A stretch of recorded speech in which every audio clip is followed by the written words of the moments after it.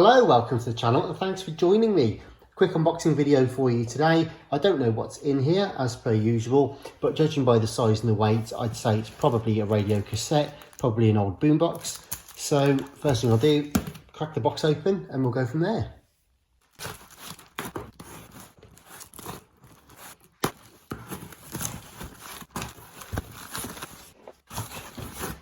Well, it's a snug fit, I'll give it that. And you'll probably already see from there that we've got ourselves a Sharp boombox. Hopefully it survived. There's not a great deal of packaging around it. Well, to be fair, there isn't any packaging around it. However, always worries me when people put them in a box like that and rest them on the handle, because if they get dropped or anything, then the handle smashes and that's the end of that. Anyways, hopefully that's not happened on this occasion. I just hesitated because the aerial just fell out, but I think that was probably always going to be the case with this one.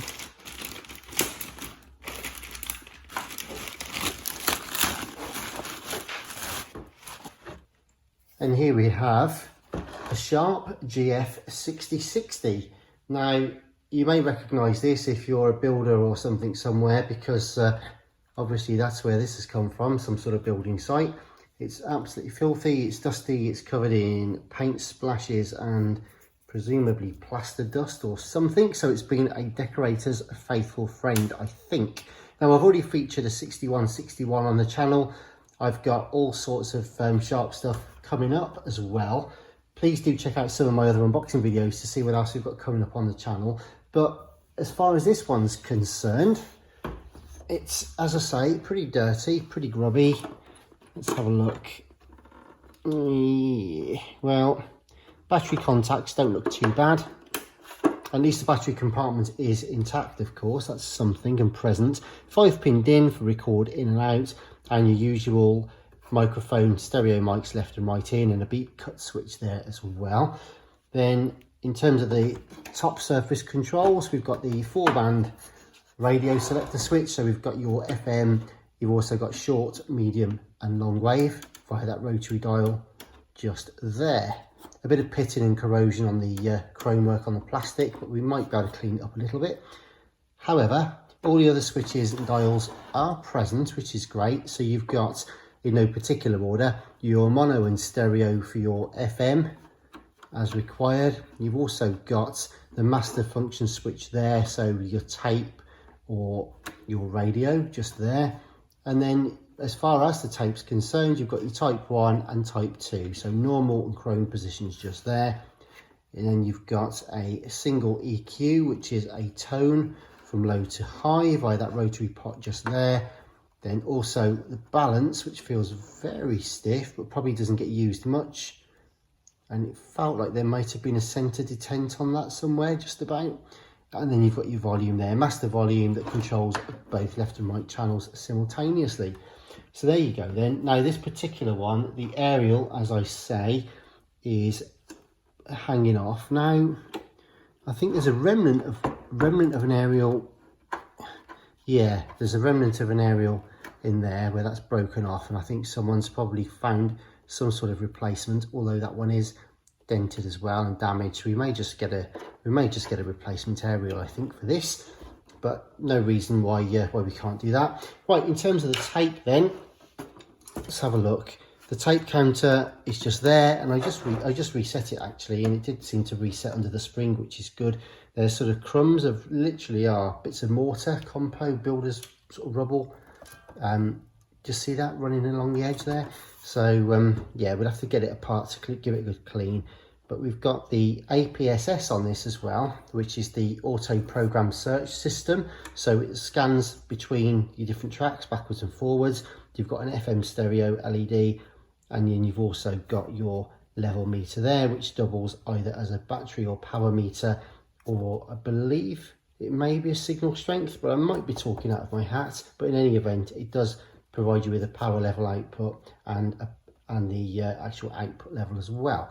So anyway, there we go. Handle is intact, thankfully. So it's got the chrome ends on there, and it stays pretty much in the position that you leave it in, which tends to suggest everything's still fairly good and tight. Right then, just a quick rattle check. And oh, that was Big Ben chiming then. Yeah, so there's some bits of rubbish in there, but I suspect that's bits of compo and stuff like that more than anything else, hopefully, rather than mechanism parts. Right then, so here's the first bit, is does it eject? Yes, it does. Marvellous. All right, so the door works, and I think next stage then, plug it in, see if we can get some sound out of it. But before we do, let me just press play and see if the spindles actually turn. Okay, where are we? Yeah, the motor's turning, but that's about all we've got today. Rewind is working. Fast forward is working. And play again. Let's just have a look.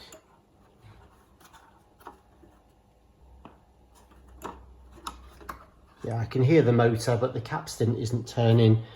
There's no movement there on any of the pinch roller or anything like that. So I think it's the capstan bush that's probably gone on that. I suspect it's probably turned to goo, and there's no transfer to the flywheel through there. So that's going to be fun. Certainly if it's anything like the 6161 we did recently, that's going to be a bit of a mucky old mess, but I'm sure it's something we'll be able to sort out. Right then, well, there's no point trying to put a cassette in there, given that nothing's turning, the take-up reel's not turning, so that's a bit pointless. But what we can do, also I just noticed how slow the play is to return as well. Can you see that? So I think the whole mech needs stripping out, giving a decent clean, getting the old dried up hard grease out and re-greasing the mech, or re-lubing the mech anyway. So we'll do that. Just while we're thinking about this though as well, I'll have a quick look at the radio just to see what we've got. And if I just put the radio on now, FM, there's no aerial as I say, but you never know, we might get something out of it. Okay.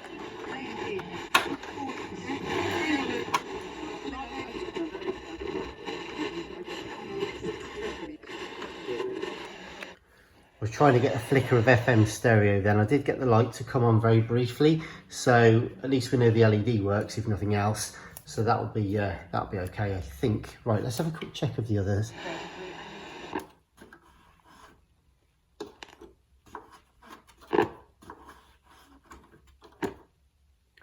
Okay, dead silence on the other bands, but I suspect again it's been left in FM for many years, so probably just needs a clean.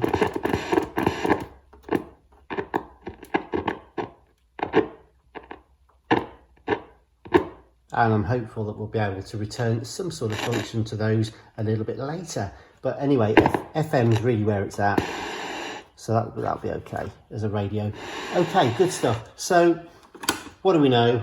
Well, the aerial's missing essentially. It's dirty, it's grubby, the take-up isn't working on the cassette, and we've got dead silence on the switch apart from the FM for the radio selector. So I think this one is just going to need a decent strip down, a proper scrub and a polish. We'll get the mech apart, we'll put some new belts in there, we'll need a new take-up roller probably for the capstan. We shall clean down, re-grease the mechanism, clean and lubricate the switches and the pots as well, and hopefully that should do the trick. But all in all, she's not in bad condition apart from the obvious filth. There's no broken fins or anything like that. No holes drilled into it as far as I can see. So actually, there aren't too many of these about. One worth doing. Probably a nice little day's job just to get this one cleaned up, I think. So that'll be a nice one to get our teeth into. So anyway, if you want to see the progress on this one, please do consider subscribing. Hit the notification bell for updates. We've got loads of boomboxes, Walkmans, vintage electronic games, 8-track players, all that kind of stuff. So if you like all your old kit, then please do consider taking a look at some of my other videos. And to those that are subscribers already, thanks ever so much for your continued support. Great to have you on board. Love reading your comments, and I love the way that you're so sort of involved in the community here, which is fantastic. If you want to help me out, by the way, with regard to component parts, consumables, belts, that sort of stuff, I'll put a link in the description where you can buy me a coffee, maybe just bung me a couple of quid. Not obligatory by any means, but if you're in the mood and fancy helping me out, it'd be massively appreciated. And in the meantime, anyway, stay safe and I shall see you soon. Take care. Bye-bye.